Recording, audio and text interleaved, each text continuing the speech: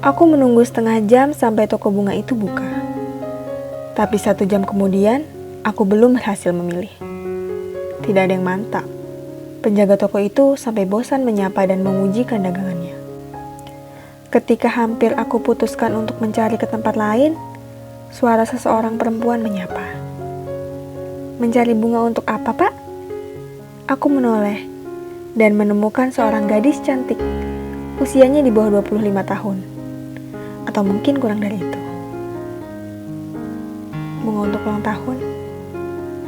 Yang harganya sekitar berapa, Pak? Harga tak jadi soal. Bagaimana kalau ini? Ia memberi isyarat supaya aku mengikuti. Itu. Ia menunjuk ke sebuah rangkaian bunga tulip dan mawar berwarna pastel. Bunga yang sudah beberapa kali aku lewati dan sama sekali tak menarik perhatianku. Itu saya sendiri yang merangkainya.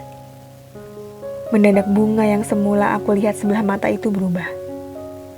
Tolol kalau aku tidak menyambarnya. Langsung aku mengangguk. Ya, ini yang aku cari. Dia mengangguk senang. Mau diantar atau dibawa sendiri? Dibawa sendiri saja.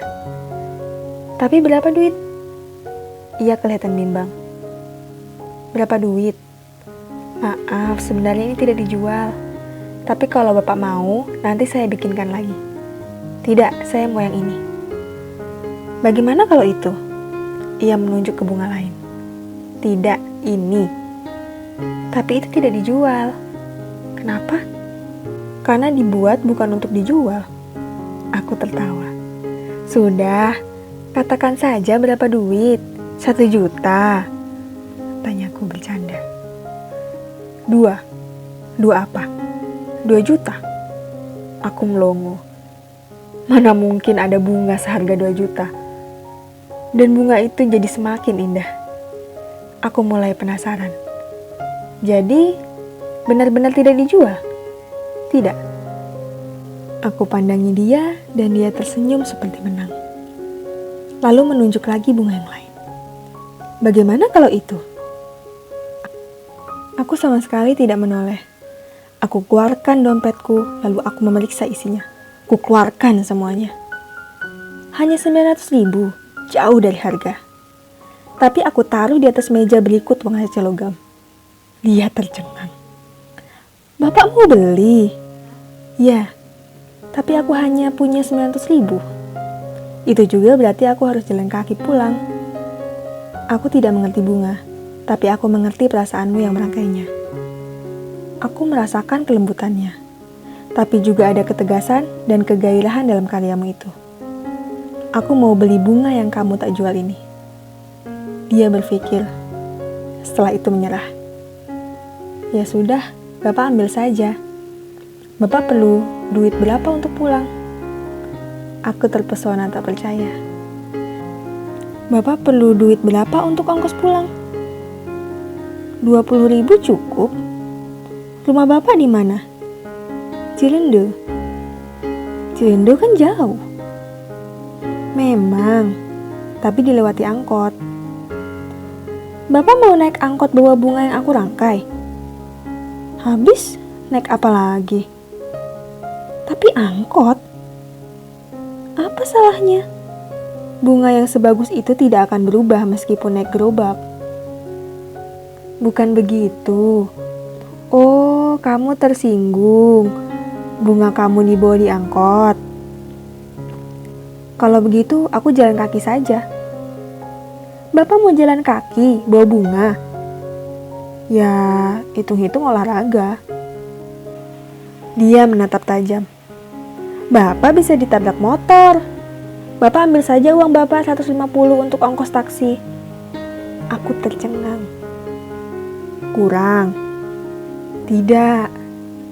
Itu bukan hanya cukup untuk naik Bluebird, tapi juga cukup untuk makan double BB di BKPIM. Dia tersenyum. Cantik sekali. Silahkan. Bapak perlu kartu ucapan selamat di bunga? Tidak. Dia berpikir. Jadi, bukan untuk diberikan kepada seseorang. Bunga ini saya rangkai untuk diberikan kepada seseorang. Memang untuk diberikan pada seseorang yang dicintai mestinya. Ya jelas. Sebaiknya Bapak tambahkan ucapannya. Bunga ini saya rangkai untuk diantar dengan ucapan. Diambil dari puisi siapa begitu yang terkenal? Misalnya Khalil Gibran. Aku terpesona, lalu mengangguk. Setuju, tapi tolong dicarikan puisinya dan sekaligus dituliskan. Ia cepat ke belakang mejanya mengambil kartu. Sebaiknya Bapak saja yang menulis. Tidak, kamu. Ia tersenyum lagi. Mungkin merasa lucu. Lalu menyodorkan sebuah buku kumpulan sajak. Aku menolak. Kamu saja yang memilih. Tapi, saya tidak tahu yang mana dan untuk siapa. Pokoknya yang bagus, yang positif. Cinta, persahabatan, atau sayang? Semuanya. Ia tertawa, lalu menulis. Tampaknya ia sudah hafal di luar kepala isi buku itu. Ketika ia menunjukkan tulisannya, aku terhenyak. Itu bukan sajak Gibran, tapi kalimat yang ditarik dari sajak di Belanda itu angin, tak berhembus lagi, karya Gunawan Muhammad. Bersiap kecewa, bersedih tanpa kata-kata. Aku terharu. Pantas. Nelson Mandela mengaku mendapat inspirasi untuk bertahan selama 26 tahun di penjara Robben karena puisi. Bagus? Aku tiba-tiba tak sanggup menahan haru. Air mataku menetes dengan sangat memalukan. Cepat-cepat ku hapus. Saya juga sering menangis membacanya, Pak. Ya? Ya. Tapi sebaiknya Bapak tanda tanganin sekarang. Nanti lupa. Aku menggeleng. Aku kembalikan kartu itu kepadanya. Kamu saja yang tanda tangan. Kenapa saya? Kan kamu yang tadi menulis. Tapi itu untuk Bapak. Ya, memang. Ia bingung. Kamu tak mau menandatangani apa yang sudah kamu tulis. Tapi, saya menulis itu untuk Bapak. Makanya, ia kembali bingung. Kamu tak mau mengucapkan selamat ulang tahun buat aku? Dia bengong. Aku memang tak pantas diberi ucapan selamat. Jadi, bunga ini untuk Bapak? Iya. Bapak membelinya untuk Bapak sendiri? Iya, apa salahnya? Bapak yang ulang tahun? Ya. Dia menatapku tidak percaya. Kenapa? Meskinya mereka yang mengirimkan bunga untuk Bapak. Mereka siapa?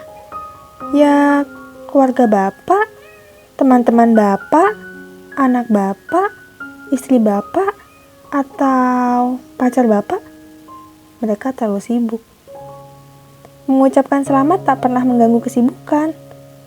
Tapi itu kenyataannya. Jadi aku beli bunga untuk diriku sendiri dan ucapan selamat untuk diriku sendiri karena kau juga tidak mau.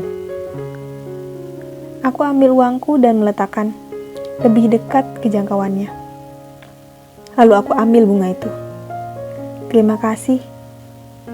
Baru sekali ini aku bertemu bunga yang harganya 900.000.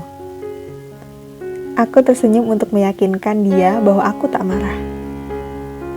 Percakapan kami tidak terlalu indah. Bunga itu hanya bonusnya. Aku sudah mendapatkan hadiah ulang tahun yang lain dari yang lain. Tapi sebelum aku keluar pintu toko, dia menyusul. Ini uang Bapak, katanya. Memasukkan uang itu ke kantong bajuku sambil meraih bunga itu dari tanganku. Bapak simpan saja. Kenapa? Kan sudah aku beli. Aku raih bunga itu lagi, tapi dia mengelak. Tidak perlu dibeli. Ini hadiah dariku untuk Bapak. Dan aku mau mengantarkan Bapak pulang. Tunjukkan saja jalannya. Itu mobilku. Dia menunjuk ke sebuah Ferrari merah yang seperti nyengil di depan toko. Aku pemilik toko ini. Aku terkejut. Sejak itulah hidupku berubah.